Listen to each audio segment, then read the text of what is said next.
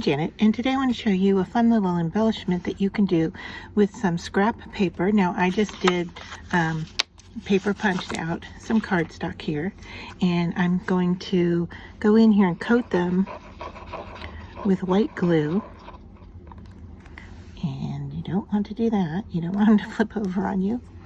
Alright, then you're going to take your twine, and I've started this in my hand. So what I've done is just taken a little teeny bit of it here and folded it back on top of itself, and then start winding it around, just holding it in between my fingers, all right, and pulling taut on it, and I'm pulling that around.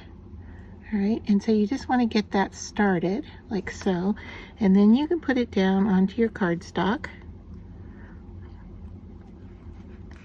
All right, and then you can keep winding around. And if you want to go larger than your cardstock, you can just add glue to hold the twine in place. All right, so I'm just going to go around the edge of my twine here with a little bit more glue and just keep twirling.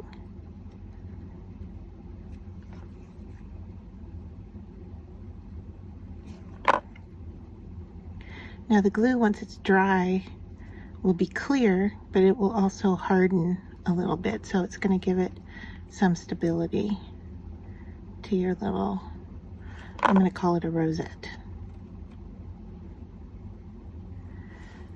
But then you can put these pieces in your stash and use them in your card making, your journaling, your scrapbooking.